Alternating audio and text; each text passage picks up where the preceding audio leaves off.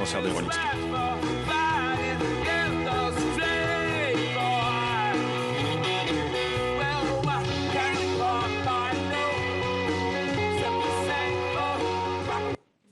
Voilà, Yves Bigot nous a rejoint de façon impromptue parce qu'on vient d'apprendre la mort d'un des grands du rock'n'roll, Charlie Watts, batteur des Rolling Stones. Ouais, Charlie, c'était le doyen des Stones. En plaisantant, mais à moitié, Mick Jagger avait l'habitude de dire Charlie, c'est le leader. Il disait ça d'ailleurs à l'époque où c'était Charlie qui était sur la pochette de leur album live qui s'appelait Get Your Yayas Out. Un disque iconique de la tournée de 1969, la tournée après la mort de Brian Jones. Donc en fait, c'est le deuxième Stone historique à disparaître. C'était un pilier justement, Yves. Quelle place il avait dans le groupe?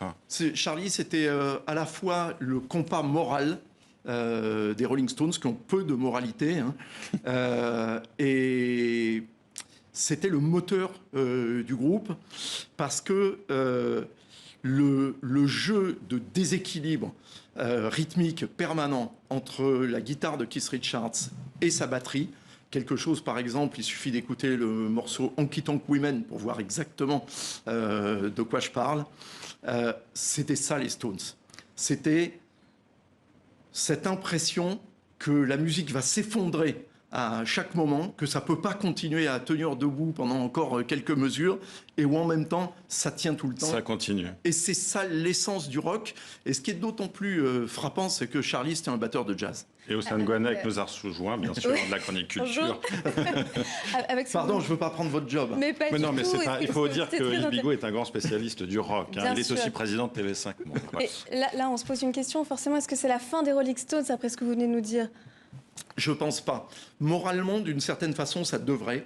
Mais les Stones ont toujours surmonté tous les drames, y compris donc l'éviction de Brian Jones, qui est mort 3 semaines après avoir été viré au sein des Stones. Donc non, puisqu'ils avaient d'abord prévu de partir en tournée de toute façon à la rentrée, sans Charlie. Alors évidemment, l'idée était de dire... Parce qu'on n'a pas dit de quoi il était mort, Yves Bigot. Moi, je ne le sais pas non plus, puisque je viens d'apprendre la nouvelle. Alors vraisemblablement d'un cancer, mais c'était une récidive. Il avait d'ailleurs, il y a une dizaine d'années maintenant, douzaine d'années même peut-être, été soigné pendant de longs mois à Villejuif, un centre de traitement contre le cancer dans la région parisienne, extrêmement réputé.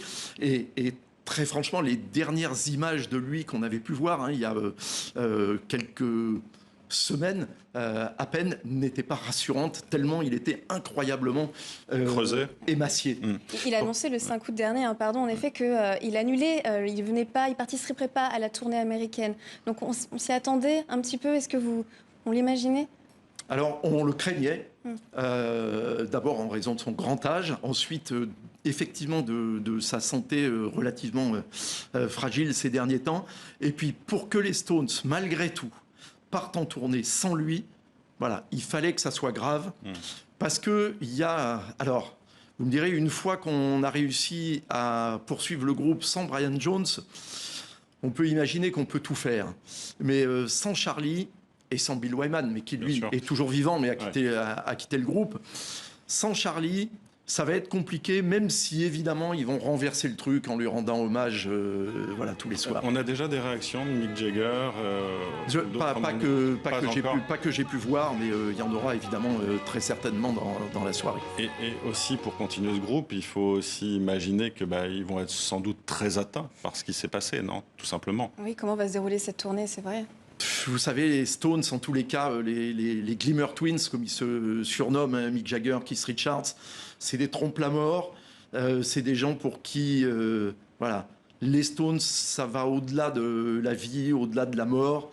Donc, je ne dis pas qu'ils ne vont pas être affectés personnellement, parce que je pense qu'ils avaient beaucoup d'affection et de respect pour Charlie, ce qui était d'ailleurs sans doute le membre du groupe pour lequel ils en avaient le plus.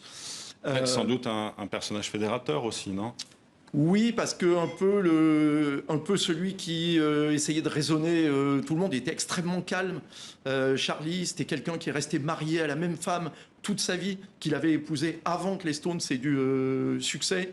qui était resté très longtemps, alors malgré au milieu des années 80, un petit moment où lui aussi a plongé dans les poudres blanches. Mais c'est quelqu'un qui toujours était très droit, avait beaucoup d'humour, extrêmement anglais, toujours extrêmement élégant, pince sans rire, et dont le rêve c'était de tourner avec son groupe de jazz à côté des il avait un groupe de jazz aussi à côté. Quelle était sa relation avec Mick Jagger? Certainement la personne que Mick respectait le plus dans le groupe, avec Keith Richards. Mais Keith Richards, Mick n'a pas les moyens de ne pas le respecter. Et ce groupe de jazz, alors moi, c'est la première fois que j'en entends parler. C'est-à-dire qu'en fait, il faisait une espèce de grand écart, on peut dire, entre ce rock des Rolling Stones et ce jazz. À l'origine, c'était un batteur de jazz, c'était un dessinateur aussi. Il faisait du dessin publicitaire avant de rien à voir, donc. Professionnellement membre des Rolling Stones. Et il s'était payé le luxe pendant les années 80 d'avoir son groupe qui était un semi-big band de jazz avec lequel il avait enregistré plusieurs albums, il avait fait une tournée, etc. parce que c'était la musique qu'il aimait vraiment lui, ce qui veut évidemment pas dire qu'il n'aimait pas la musique des Stones, mais c'était son kiff à côté, c'était de jouer du jazz. Océane, vous aviez quelque chose à rajouter? Non, c'est... Merci. Parlez sans crainte. Non, je repense, en 2017, de son dernier concert, vous y étiez, pouvez-vous nous raconter? Oui, d'abord, il faut que je dise, évidemment, tous les gens qui aiment le rock, qui aiment les Stones, sont extrêmement tristes ce soir parce que Charlie, c'était un mec adorable.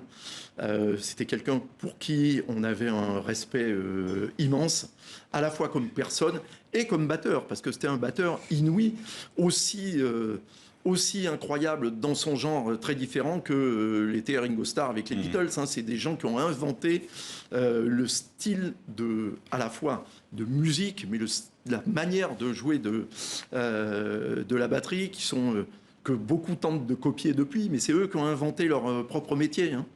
Merci Vigo, merci d'être venu aussi rapidement. Merci Océane Goanec de nous parler donc de la disparition de Charlie Watts. C'est que 9 étages. Des Rolling Stones. Des fois, ça prend du temps.